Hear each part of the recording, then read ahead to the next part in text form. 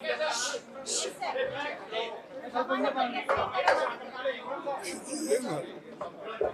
is ಇದೇನು ನನಗೆ ಹೊಸದಾಗಿಲ್ಲ. ನಾನು ಸುಮಾರು ಹೆಚ್ಚು ಕಡಿಮೆ 14 ಎಲೆಕ್ಷನ್ ನೋಡಿದ್ದೇನೆ ಮತ್ತು ಇಂಥ ಸಂದರ್ಭದಲ್ಲಿ ನ್ಯಾಚುರಲಿ ನಮ್ಮ ಪಕ್ಷದ ಎಲ್ಲ ಕಾರ್ಯಕರ್ತರಿಗೆ ಖುಷಿ ಆಗ್ತದೆ. ಅವರು ಎಲ್ಲರೂ ಸೇರಿ ನೀವು ಬಂದು ನಿಮ್ಮ ಚುನಾವಣಾ ಆಯ್ಕೆ ಪತ್ರವನ್ನು ನೀವು ತೆಗೆದುಕೊಳ್ಳಬೇಕು ಅಂತ ಹೇಳಿ ಒತ್ತಾಯ ಮಾಡಿದ್ರಿಂದ ನಾನು ಇಲ್ಲಿ ಬಂದಿದ್ದೇನೆ. ಇಲ್ಲಾಂದರೆ ಯೂಶ್ವಲಿ ನಾವು ಲೆಟರ್ ಕಳಿಸಿ ಅದನ್ನು ತರಿಸ್ಕೊಳ್ತೇವೆ. ಏನೇ ಆಗಲಿ ನನ್ನ ಜೀವನದಲ್ಲಿ ಸತತವಾಗಿ ಈ ಅವಕಾಶಗಳನ್ನು ಸಿಗ್ತಾ ಇರತಕ್ಕಂಥದ್ದು ಇದು ಕಾಂಗ್ರೆಸ್ ಪಕ್ಷ ಕೊಟ್ಟಂಥ ಕೊಡುಗೆಗಳು. ಇಂದಿರಾ ಗಾಂಧೀಜಿಯವರು ಹಿಡ್ಕೊಂಡು ಸೋನಿಯಾ ಗಾಂಧಿಯವರವರೆಗೆ ನನಗೆ ಅವಕಾಶಗಳು ಸಿಕ್ಕಿವೆ ಮತ್ತು ವಿಶೇಷವಾಗಿ ನನಗೆ ಕೆಲಸ ಮಾಡ್ತಕ್ಕಂಥ ಮತ್ತು ಪಕ್ಷದ ತತ್ವದ ಮೇಲೆ ನಂಬಿಕೆ ಇರತಕ್ಕಂಥ ನನ್ನ ಒಂದು ವಿಶೇಷವಾದಂಥ ನಂಬಿಕೆ ನನಗೆ ಸಹಾಯ ಮಾಡಿದೆ ಮತ್ತು ಇದರಿಂದ ಬೇರೆಯವರಿಗೂ ಒಂದು ಪ್ರೋತ್ಸಾಹ ಸಿಗ್ತದೆ. ಯಾಕಂದರೆ ನಾವು ಕೆಲಸ ಮಾಡಿದರೆ ಅಥವಾ ತತ್ವದ ಮೇಲೆ ನಂಬಿಕೆ ಇಟ್ಟು ನಡ್ಕೊಂಡು ಹೋದರೆ ಜನ ಬೆಂಬಲಿಸ್ತಾರೆ ಅಂತ. ಅದಕ್ಕೆ ನಾನು ವಿಶೇಷವಾದಂಥ ಧನ್ಯವಾದಗಳು ಮೇಡಮ್ ಸೋನಿಯಾ ಗಾಂಧೀಜಿಯವರಿಗೆ ಹಾಗೂ ನಮ್ಮ ಕರ್ನಾಟಕ ರಾಜ್ಯದ ಜನತೆಗೆ, ವಿಶೇಷವಾಗಿ ಯಾವ ಮತಕ್ಷೇತ್ರದಿಂದ ನಾನು ಆರಿಸಿ ಬರ್ತೇನೆ ಅಲ್ಲಿಂದ ಜನನೂ ಕೂಡ ನನಗೆ 16 ವರ್ಷ ಬೆಂಬಲಿಸಿದ್ದಾರೆ. ಅವರಿಗೂ ಕೂಡ ನಾನು ನೆನೆಸ್ಕೊಳ್ತೇನೆ.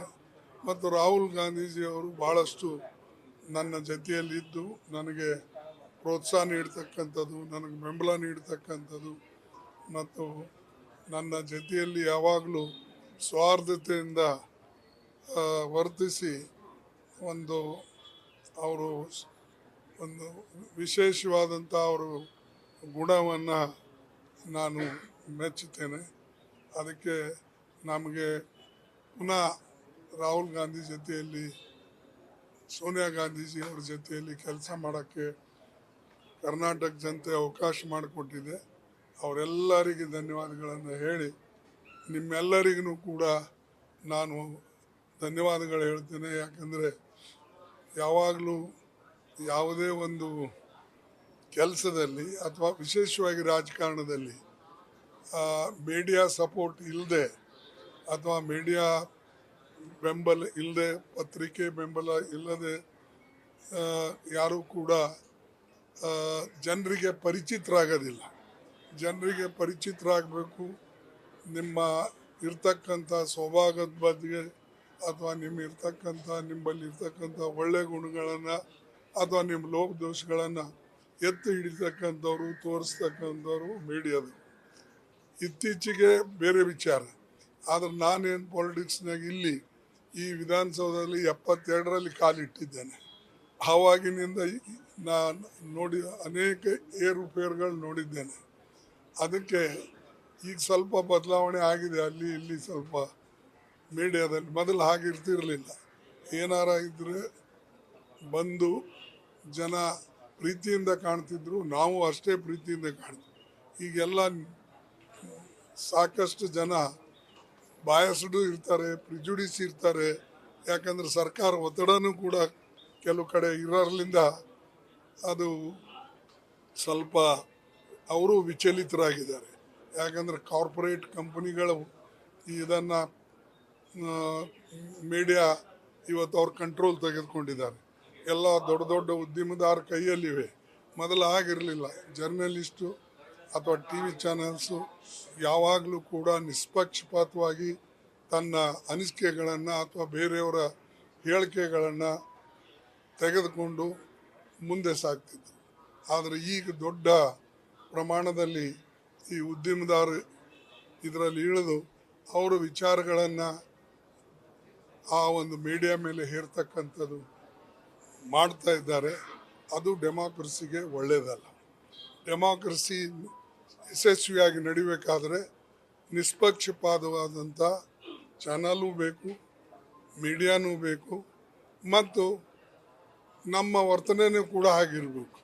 ಯಾಕಂದರೆ ಇತ್ತೀಚೆಗೆ ನಾವು ಭಾಳ ರಾಜಕೀಯದಲ್ಲಿ ಇರ್ತಕ್ಕಂಥವ್ರು ಮುಖಂಡರಿಗೂ ನೋಡ್ತೇವೆ ಅಥವಾ ಬೇರೆ ಕಾರ್ಯಕರ್ತರನ್ನು ನೋಡ್ತೇವೆ.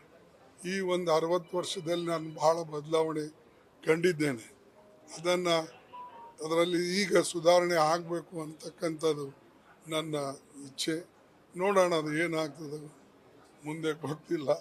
ಬಟ್ ಹಿಂದಿನ ಕಾಲಕ್ಕೆ ಹೋಲಿಸಿದ್ರೆ ಈಗ ಸಾಕಷ್ಟು ಬದಲಾವಣೆಗಳು ಎಲ್ಲ ಕ್ಷೇತ್ರದಲ್ಲಿ ಅಥವಾ ಎಲ್ಲ ವರ್ಗದಲ್ಲಿ ಕೂಡ ಆಗಿದೆ.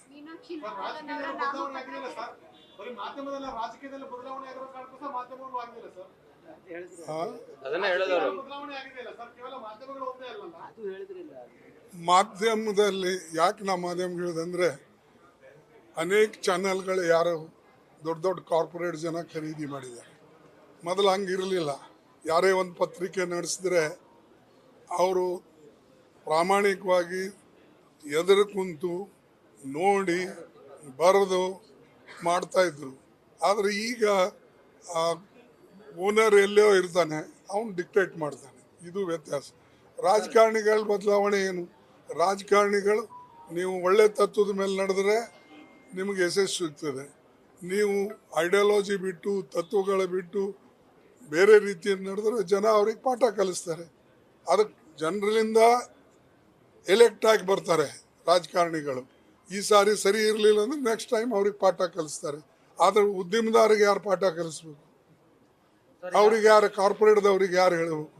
ಅವ್ರ ಬಳಿ ದುಡ್ಡಿದೆ, ಅದಕ್ಕಾಗಿ ಅವರೆಲ್ಲ ಯಾವಾಗಲೂ ಕೂಡ ಮೇಲ್ಗೈ ಇರ್ತದೆ. ಅವ್ರ ರಾಜಕಾರಣದಲ್ಲೂ ಕೂಡ ಅದರ ಉದಾಹರಣೆ ನಾವು ಜಾರ್ಖಂಡದಲ್ಲಿ ನೋಡಿದ್ದೇವೆ. ಅದೇ ಉದಾಹರಣೆಗಳು ನಮ್ಮ ಮಧ್ಯಪ್ರದೇಶದಲ್ಲೂ ಕೂಡ ನೋಡಿದ್ದೇವೆ. Okay, thank you.